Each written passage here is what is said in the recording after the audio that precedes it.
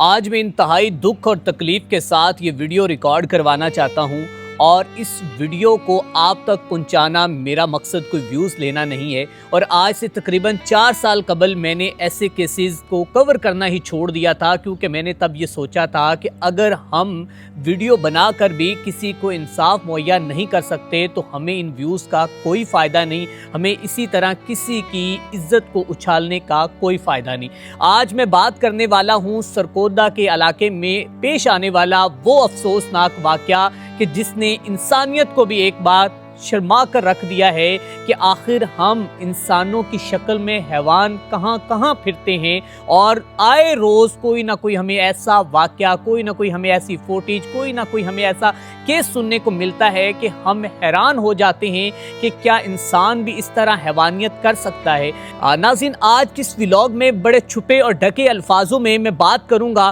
اور آپ کو اس ننھی کلی کے حوالے سے بتانا چاہوں گا، وہ منتہا جسے بڑی بے دردی کے ساتھ مثل دیا گیا۔ یہ کیسے مثلا گیا، اس ننھے پھول کے ساتھ کیا ہوا، یہ پوری تفصیل آپ کو بتاؤں گا، لیکن اس سے پہلے میں آپ کو یہ بتاتا چلا جاؤں کہ اس طرح کے واقعات ہوتے رہیں گے، لیکن اس کے ساتھ ساتھ والدین کو بھی تھوڑی سی اس کے اوپر اویئرنس دینی ہوگی۔ واقعہ کچھ یوں پیش آتا ہے کہ کل تقریباً منڈے 10 سے 11 بجے بچی گھر سے چیز لینے کے لیے نکلتی ہے، اور وہ کریانہ سٹور کے اندر جیسے ہی داخل ہوتی ہے اس کے بعد جو منتہا ہے وہ واپس نہیں آتی، اور والدین منتہا کو ڈھونڈنے کے لیے عزیز و اقارب کے پاس جاتے ہیں، قرب و جوار میں دیکھتے ہیں، اعلانات کروائے جاتے ہیں، لیکن منتہا کا پتہ نہیں چلتا۔ پھر اس کے بعد 15 پر پولیس کو کال کی جاتی ہے، پولیس آتی ہے اور وہاں پر موجودہ CCTV فوٹیج دیکھی جاتی ہے، اور پھر ایک ویڈیو کے اندر نظر آتا ہے کہ 7 سالہ منتہا وہ حنیف کریانہ سٹور کے اندر داخل ہوتی ہے، لیکن اس کے بعد وہ باہر نہیں آتی۔ تو آپ کو بتاتے چلے جائیں کہ جب اس کریانہ سٹور کا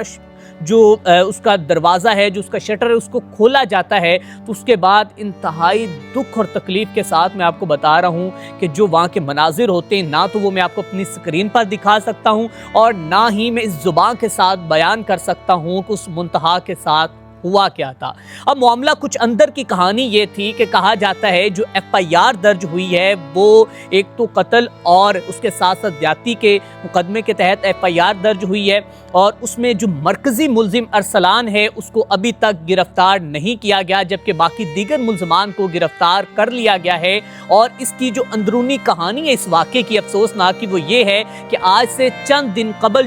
وہ اس کے والدین اور جو اس حنیف کریانہ سٹور کا مالک ہے، ان کے دونوں کے درمیان وہ کوئی لڑائی جھگڑا ہوا تھا، یا پھر کوئی ان کے جو لین دین کا معاملہ تھا، اور اس لین دین کے معاملے کی بھینٹ یہ بچی چڑھ گئی۔ تو میں آپ کو بس یہی کہنا چاہوں گا کہ خدا کے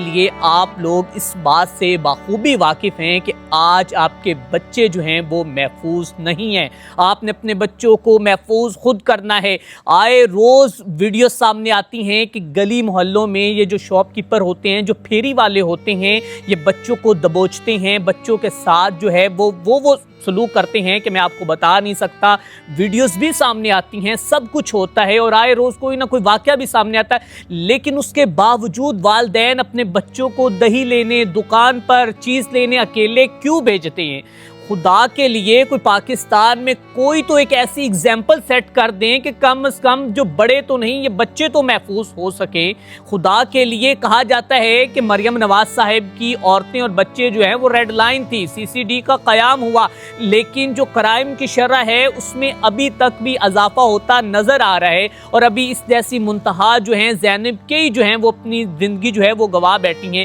تو اس کے اوپر نہ صرف وہ CCD یا پھر پولیس کا، بلکہ اس کے ساتھ آپ کو اویئرنس ورکشاپس کا بھی قیام کرنا ہوگا۔ اس کے لیے بھی آپ کو ارینج کرنا ہوگا اسکول، کالجز، یونیورسٹیز میں جا کر، اور ان جیسے جو نفسیاتی لوگ ہیں جو خود کو انسان کہتے ہیں، انسان کی شکل میں حیوان ہیں، ان کو پہچاننا ہوگا۔ اور اس کے ساتھ ساتھ وہ اپنے بچوں کو، سب سے جو بڑی بات میرا ولاگ ریکارڈ کروانے کا مقصد ہے وہ یہ ہے کہ خدا کے لیے اپنے بچوں کو آپ نے محفوظ رکھنا ہے۔ آپ اپنے بچوں کو محفوظ نہیں کریں گے تو کوئی بھی وہ کسی بھی دن وہ آ کر آپ کے پھولوں کو مسل کے آگے نکل جائے گا۔ اب یہ 2 درندے جن کی فوٹو آپ دیکھ رہے ہیں یہ بھی اس میں شامل تھے. ابھی مرکزی ملزم تو نہیں پکڑا گیا لیکن ان کی تصاویر سامنے آ چکی ہیں. تو نہ صرف یہ واقعہ بلکہ اس سے پہلے بھی کئی واقعات ہیں کہ بچے سائیکل کے اوپر کھیل رہے ہوتے ہیں, کوئی شخص گزر رہا ہوتا ہے اور اس کے ساتھ جو ہے وہ